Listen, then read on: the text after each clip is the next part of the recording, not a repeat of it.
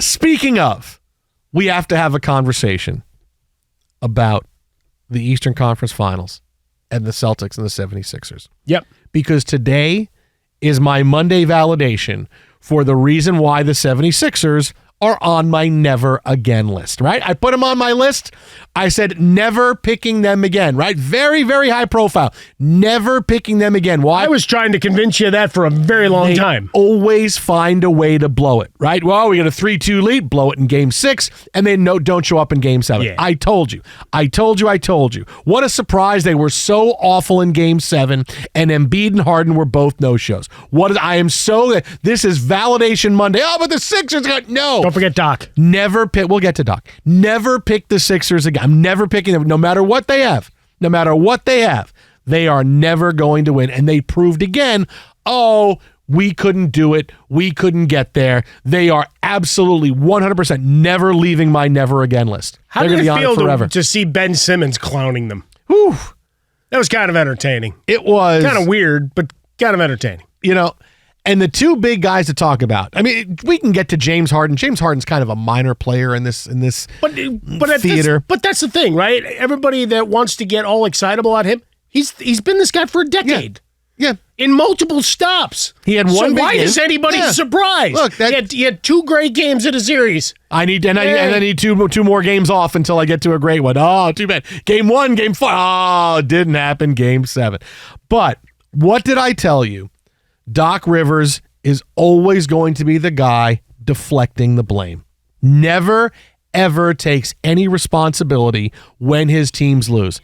He always looks to try to pass the buck when the only thing in common with him in his last 10 times playing a game 7 or in his career now 17 and 33 in game 7s overall, you can't win. You don't win. And he never takes any responsibility. Last year, it was, the right mix of guys wasn't there. This year again, it was Doc Rivers, despite the fact they had a 3-2 lead in this series, right? It was there for them.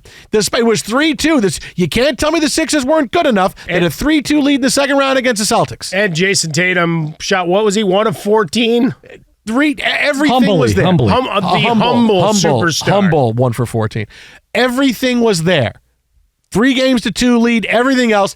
And yet here was Doc Rivers yesterday following the Game 7 defeat. I'm disappointed. I thought we had the right group. I really did. And I knew, it's funny. I look out and we don't need anything else. We don't need anything else after that. I thought we had the right group, which means I sucked. I thought we had the right group. That was read between the lines. Fire me. I thought we had the right group is what you say when you get swept in a series where, boy, I really thought it, and we lose in 5 and we get blown the hell out, right? This was a series. No, how do you not have the right group? You had a 3-2 lead in the series. Yeah. How do you not have the right group? But here's Doc. I thought we had the right group. Oh, yeah, I love my guys until we don't win, and then they're not the right guys anymore. That's Doc Rivers. Oh, it's not. Just whatever you do. Don't look at me. Look at other guys. Look at Embiid. You can even, he's won the MVP. There's some time off. You can blame Joel. Okay, blame Joel. Definitely blame Harden. He doesn't like me anyway. Blame all these. Not me. This is not my fault. I thought we had the right group. It was a 3-2. You did. You had the MVP of the bleeping league, and you had a 3-2 lead. You didn't have the right group? Doc Rivers, it is now. I mean, really, I wonder what the sky is like in his world. Like, if you're having dinner with him at the dinner table, you're talking about all kinds of series and go, what about that series? Oh, that guy was terrible. Oh, that guy stunk. Oh, that guy was bad. Oh, that didn't work. How about the year we did when we beat the Lakers? How about that when I had 3 Hall of Famers and we still beat? How about that? That was a great year, wasn't it? Doc Rivers, again, never takes any responsibility. I thought we had the right group. How do you tell me you don't have the right group? Come on, man. There's times when I look at Doc and I go, dude, just take the L. Just say, my fault. I didn't coach well enough. Whether it's your fault or not, I would like that a little bit from the leaders. I'd like the leaders to say, hey, this was my fault. Because that's what you say after a loss. That's what all leaders say. The first thing they say is, I needed to do more and I didn't do it. But instead, I thought we had the right group. Like, it's not my fault. I thought we had to. We had the right. We all thought, right? We all thought we had you, and you. Everybody thought. My bosses all thought. The front office thought. We thought we had the right group. Obviously, we didn't have the right group. No, dude, you had the right group, right? Not that it's Look, not that it's all Doc's fault, but for a head coach, no one takes less responsibility after a loss. No. He pushes. We watched it here in Los Angeles forever. It's why, Clipper fans had some love for those teams and some of those players and what they were able to put together, but it always came back to Doc deflecting. And so he's a guy that will always have my name is Mud kind of thing around here from that. Love the guy, not the coach. And here's another thing. I would say this from Missoula, though. A big failure on his part. 112-88 your final. That Blake Griffin didn't get in to rub it in. Given the fact that we've had all of those quotes, don't blame Blake, for all those years. You couldn't get him in for 1 minute just so he could wave at him or something. Jump over a Kia or something? Well, ever since, the Kia, I mean, it's legendary. But now Blake Griffin will play in the next round of these playoffs. For the 76ers, you lost a 3-2 lead. Remember, you started the series without your MVP. You got that game without him on the court. And then in a pivotal Game 7, you no-show? Your squad no-shows. This is why we were here on Friday night, Ryan Hollins in for you, and we started getting word of what was happening. And even last Thursday, we were talking about, Monty Williams could get fired based on that no-show effort. Guess what happens over the weekend? Monty Williams gets fired. Same thing here. How do you keep your job? It was so distressing. It took the 76ers social media a whole day to post, hey, congratulations. They posted we have the lead at halftime and then nothing until today. Congratulations on the season. Well, but great year. Look, man, that's it. Don't hit send kind of moment. I'd love to see all of those drafts that were in the holster that they're like, no, you can't send that. We are stunned right now. How do we do this? Don't send that. Look, everything you say is going to be critical. People are going to be mad. There's a picture. Just put up a picture of Santa Claus. This is what you get with Doc Rivers. And it's not that Doc is a bad coach. Doc is definitely the definition of an A to B coach. I can take a team and I will make you into contenders. He won 1 year, and I can't take that away from him because he did win the championship. He got done, right? sure. He won. He had a little help, Jason, just a little. But you look, he hasn't been out of the second round since. Exactly. And now you're going back now 15 years almost. He hasn't been out of the second round. And been out of the second round since 2012. I mean, this is really something where you have to take some responsibility, man. Doc is one of those guys who goes into a team and immediately the owner thinks, okay, I have stability. I have a guy that nothing's going to take him by surprise. And whatever waters we need to navigate, Doc Rivers is a guy that can do it. See, I did have waters, Rivers. No, it's good, yeah. Doc can do it, right? Doc can step into a difficult situation, and I won't have to worry about that part of it, right? Doc Rivers did help the Clippers navigate the Donald Sterling situation, which was really, really difficult, and I give him credit for that.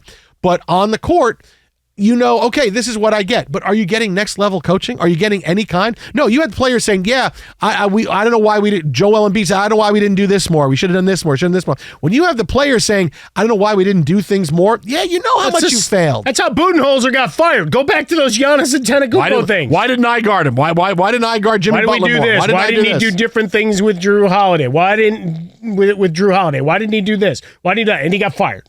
And now you got the MVP going, well, we could have done this. We could have done that.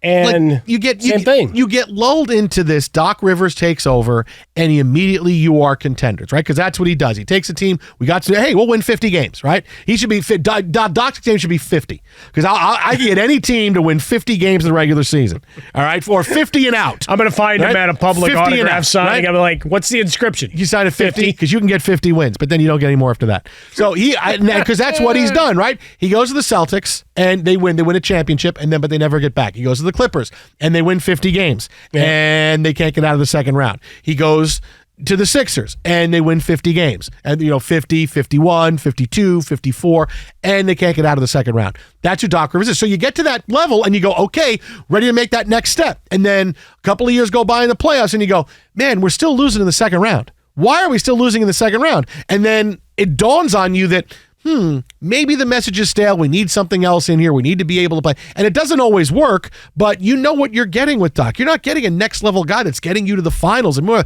that's Eric Spoelstra. That's right now, that's Darvin Ham more than it is Doc Rivers. Doc will get you to a point, and he's been living off that championship with the Celtics for way too long now. And you look at the guy's record in Game 7s and how they go out this way. Yeah, you kind of know what you're going to get. You know how it's going to end, and you know he's not going to take responsibility. We've seen this movie way too many times now. Well, but that's the thing. We've watched this. You and I have now been doing this for a while together, and we've watched a number of coaches. Go back and cross sports a second. Go back to the Cincinnati Bengals. Remember, laughingstock for a number of years. Then they have that run under Marvin Lewis where they're making the playoffs with great regularity. Good offense, great passing game, Rudy Johnson in the backfield, all of these things. But they could never win. You'd get to the playoffs, and then they were done. At some point, you got to move on.